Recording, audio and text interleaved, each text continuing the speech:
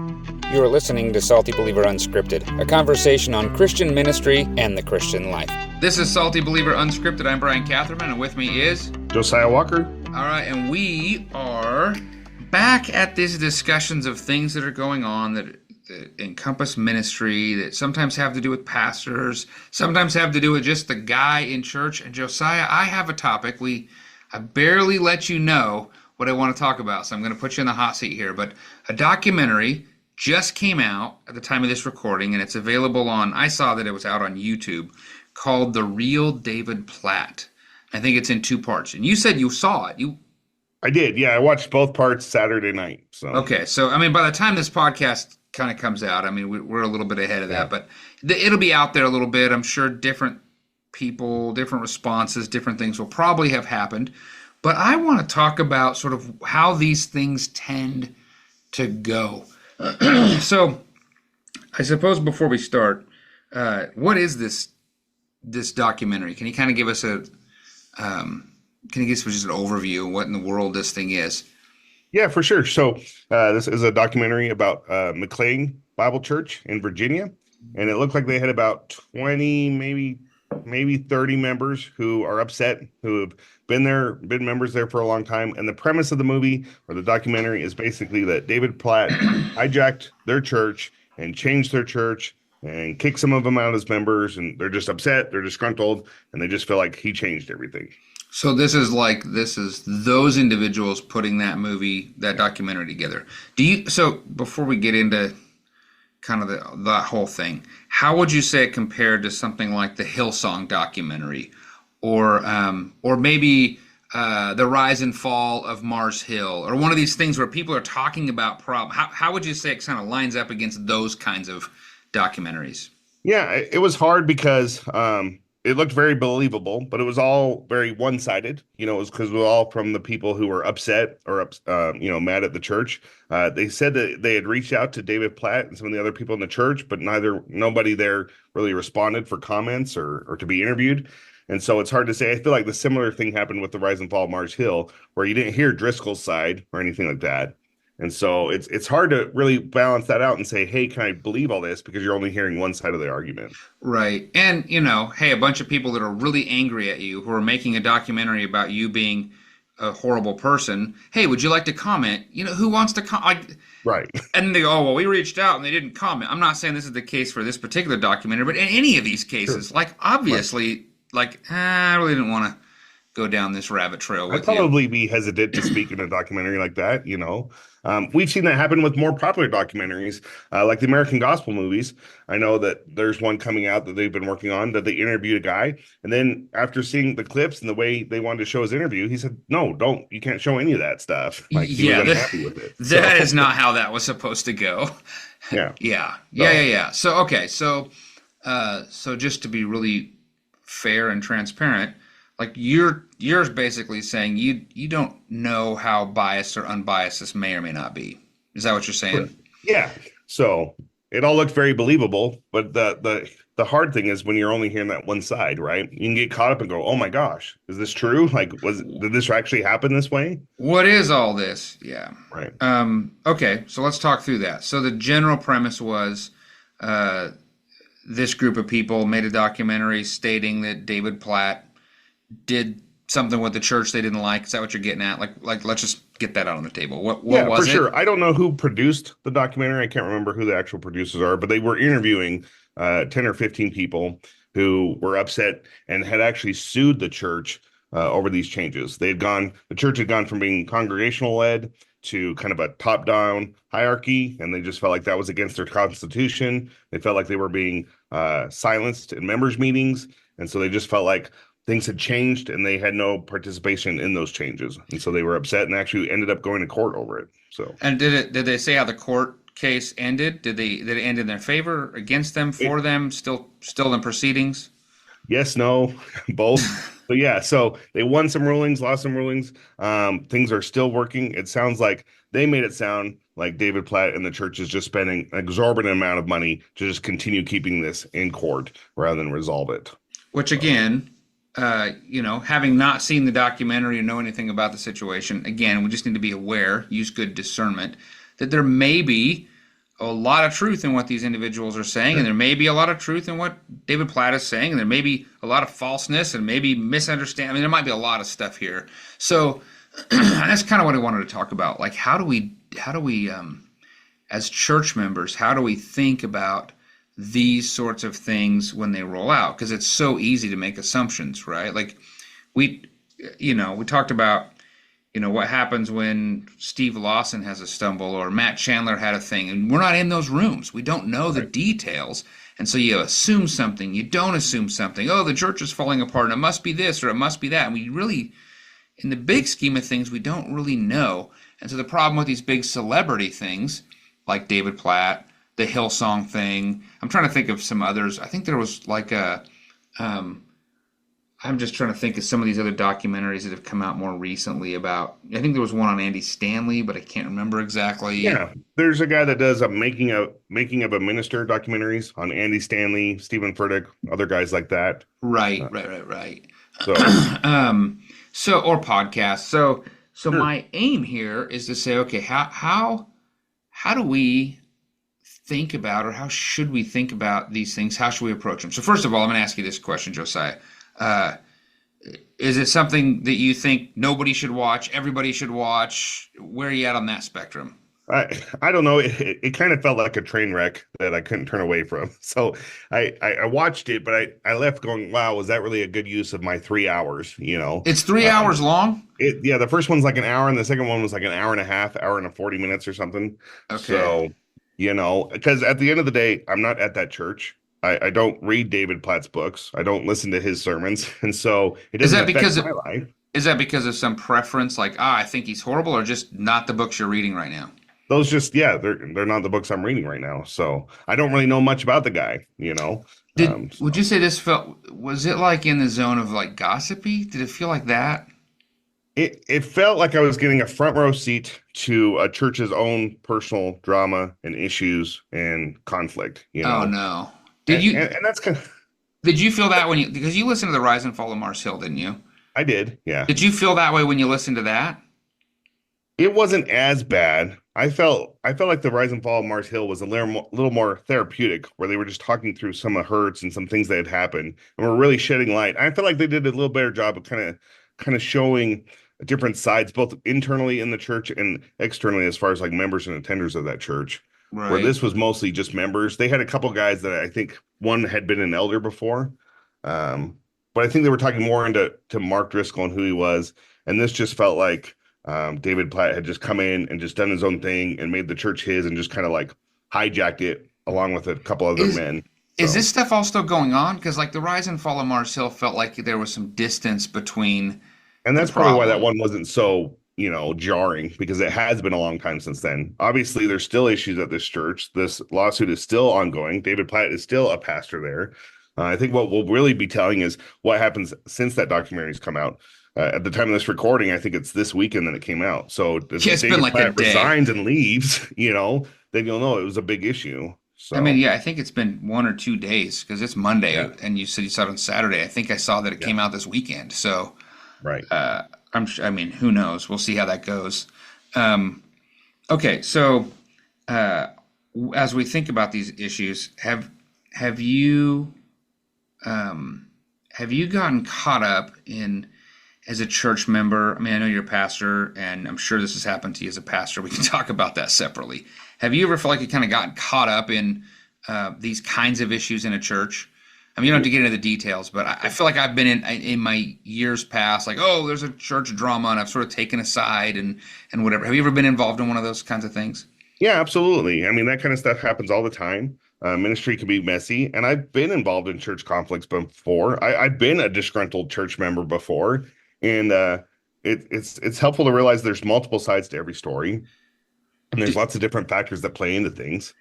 what do you think what do you think would have been benefited if in one of those situations you were in? And I'll answer too, but if if there was like videos and it became really Sure. public, do you think it would have helped the situation or hurt the situation? I think it probably would have hurt the situation.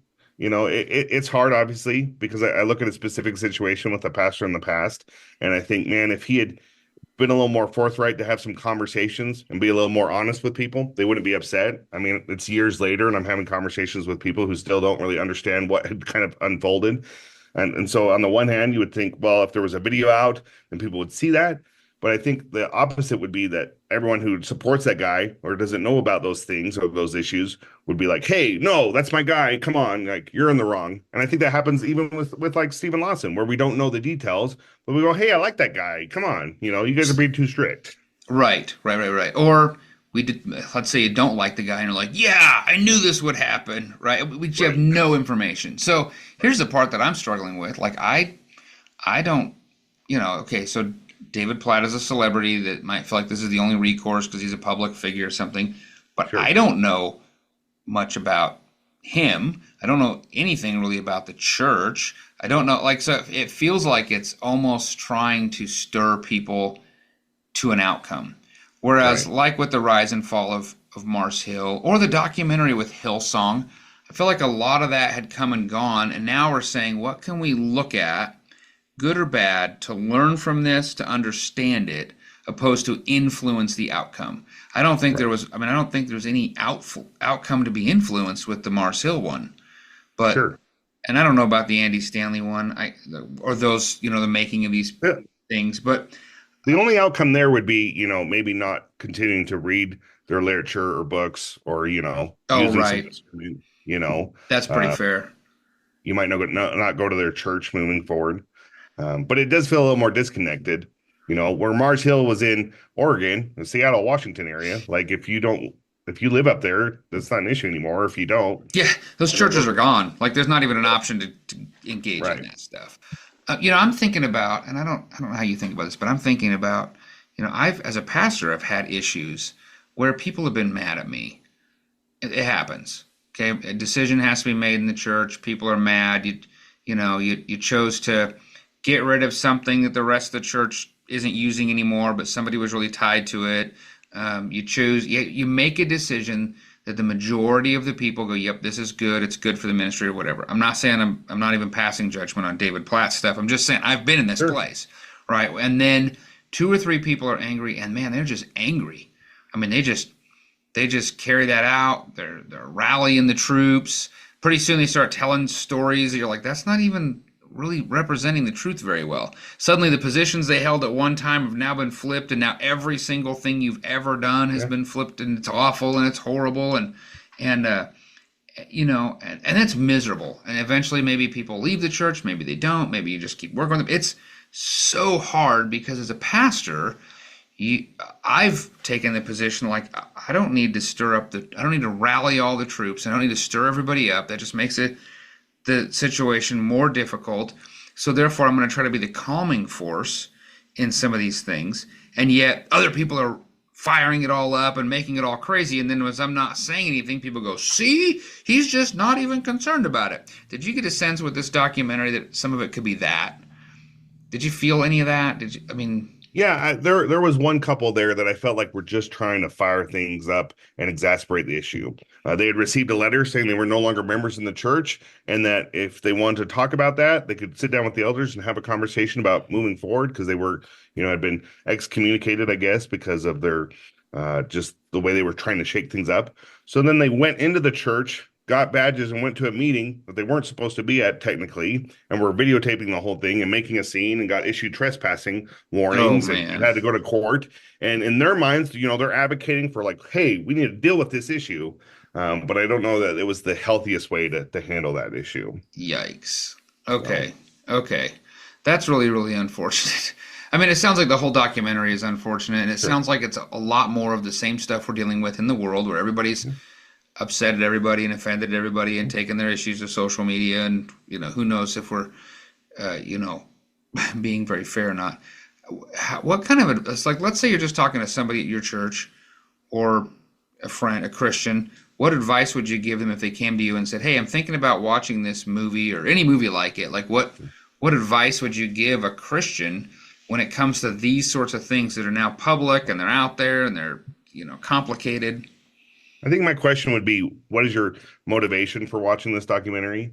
Is it because we want to watch something, we want the drama like we get with a lot of reality TV shows?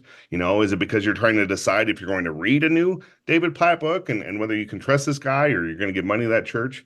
Because a lot of times I think if it's just to get kind of caught up in the drama and the conflict, I think that's a distraction from the enemy to keep us from doing things that are more edifying and glorifying to God.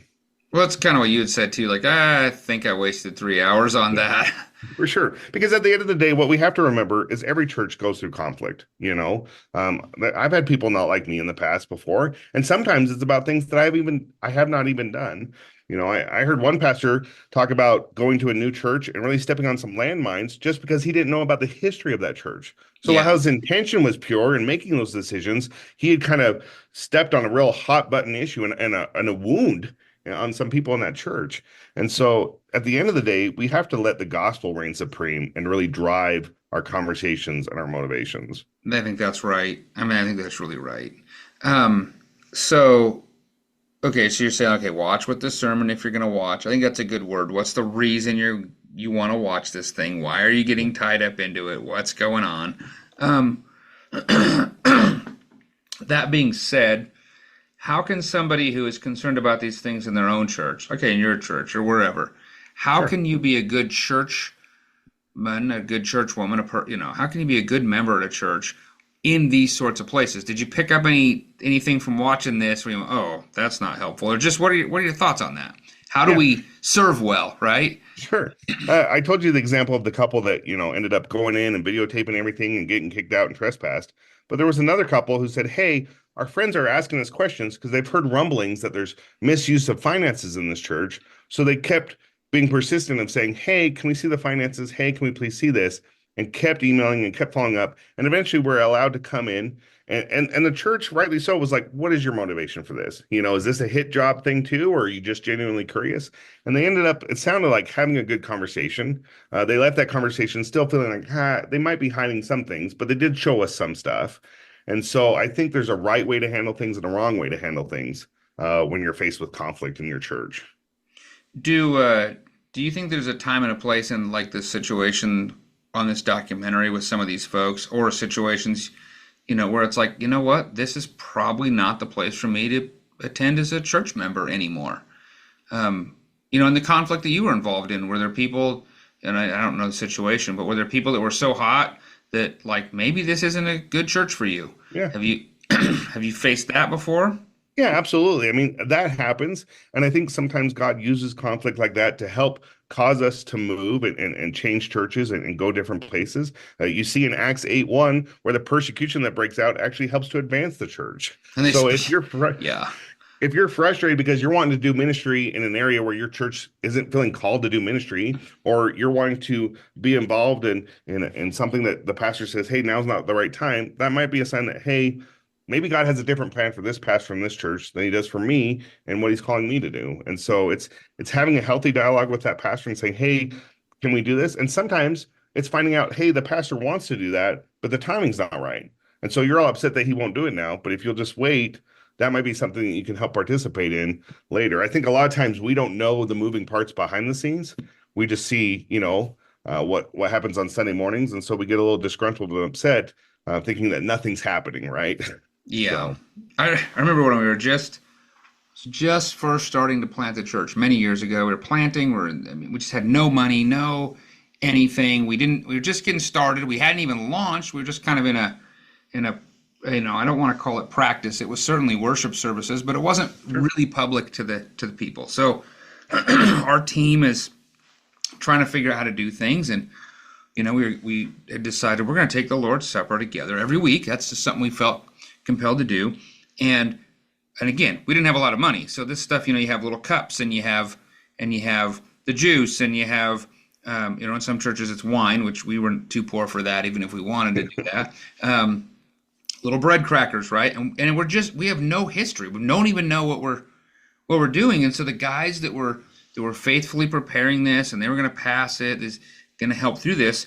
They said, well, we don't know how many cups to prepare every week. So Sure. what if we have a little chart in this closet where we store our communion stuff, and on the chart just write how many cups did you fill, how many cups were left over, right? So Sure. it gives us an idea of how many people took the Lord's Supper. We didn't Yeah. know who, we didn't know what. We knew our group was small. It wasn't that big a deal. It did not seem like a big deal to me at all, because they just wanted to get a little history, because it wasn't the same people every week that Right. were collecting, and it wasn't the same people who were necessarily always setting up versus who were cleaning up. So like, hey, if you clean up, just write the number. If you, Yeah. well, I had somebody just hot as can be that we would count how many cups were left over, when that is, this is the Lord's Supper, and it's an issue between God and those people, and how dare we know how many people in our church were taking the Lord's Supper versus how many weren't. And I mean, he was hot. He was so mad. And I remember trying to work through it, and finally had to say, brother, if this is the conviction that you're under, that we're trying to be good stewards and not waste too many communion cups. That's really our goal. We don't want to. We don't have any idea how many are we throwing away. What do we do? Then maybe this church isn't going to be the best place for you, because we're probably going to think like this in some other areas. And his issue, I remember, it was hard.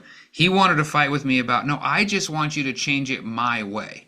Right. This is my church. This is where I'm comfortable. This is how I want you to change it. And you're being super controlling. I'm like, what? I offered to him, would you like to be the one to prepare the cups, and clean up the cups and make sure we're doing this? Or would you like to give extra money that we have enough just to fill the whole thing and throw a bunch of cups away? Like, what? Right. How do you want to do that? And it was, nope, I want you to do it my way. Right. And actually, I said, well, what is your way? How would you propose we do this? And he had no answer. So I kind of came to the conclusion that he was just mad about that, but not part of the solution, right? Like, Right. what do you propose we do? I think a lot of times when we're in church, we can fall into that trap a little bit. Yeah. Okay, what if I actually, it's easy to sit on the sidelines and say, hey, you did that wrong. What if I actually had to say what needed to be done that was right? And what if people disagreed with me? Sure. How would I handle that? What would I do? How would I deal with it if half the church was upset? And am I willing to really get into the throes of this whole thing, or do I just want it my way? And I kind of think that's where a lot of these things come out and get really sideways. I mean, like, I suspect that's probably a huge part of what got sideways at McLean. Maybe that's part of it. I don't know. But it seems like our sinful nature of wanting it our way tends to come out on the surface. And pastors could do the same. I'm not saying that, and I'm not letting David Platt off the hook if he was in the same boat. Hey, this is going to be, every one of these things is going to be the way I want it, and that's that. Yeah. I don't know. That can be equally as problematic. I'm just saying in these situations, I think we need to be aware that sometimes there's a lot more going on in Christ Church than we think. So I don't know. I don't know if that's helpful for people. At the end of the day, if you had to give the documentary, like, okay, let me just ask you these questions.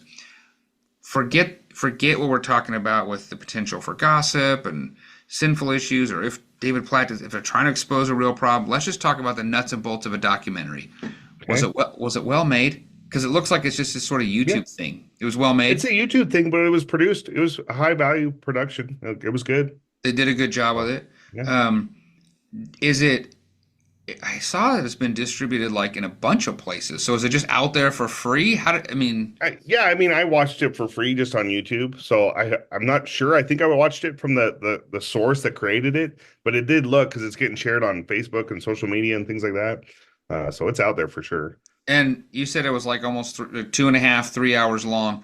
Is the content and the material worth a documentary that long? Did they do a good job with the editing is what I'm asking. Did they tell the most concise story, or did they give you a little too much? I'm kind of getting bored with this. No, I didn't feel like it was too dry in the middle or anything like that. I thought it was pretty good. They covered quite a history, because it all kind of started in 2016, I think, 2014, 16, and finished up in like 2022 or something like that. So they covered a vast span of time. So. Okay, so it's not just out there as a sort of a, hodgepodge. I've watched those documentaries where it's just what is happening. So. When you're like, what is? Yeah, this could have been cut. This could have been done differently. Not too long, not too short, whatever. Okay, well, so if people decide they want to go watch it, where your encouragement is to use discernment, recognize there's probably a lot more sides to this. Let everybody have their chance to speak. be slow to make a decision if you're sitting from the sidelines, right? You're not even involved in it. And actually, you don't even have to make a decision. If you're not at the church and you're not involved, like, okay, that's something I should just pray about, that they can come to a really good place and there can be reconciliation between all these people, and away we go, right? If anything, I hope it would just lead you to pray for your pastor and your congregation, that conflict would never get to that point where you're suing each other or suing the church. I read a story of a church where there was a potluck, and the man got mad because a kid at the potluck had a bigger slice of ham than he did. And the church ended up splitting and suing each other, and it was in the newspaper. And man, that just really hurt their gospel witness. So let's pray for our pastors, pray for our churches, that we can resolve our conflict and let the gospel reign. Amen. That's a really good word. Hey, if you're listening, we appreciate that you're listening. We want to encourage, if you're not subscribed, get subscribed. If this is a helpful conversation, you just get to be a fly on the wall between pastors chatting about stuff, share with your friends. And we just appreciate those listeners who've been here for the long haul, those who are just dropping in, and we hope this has been helpful and edifying. Until next time. Thanks for listening. Salty Believer Unscripted is a production of SaltyBeliever.com. Visit the website to find more resources like the podcast you've just listened to.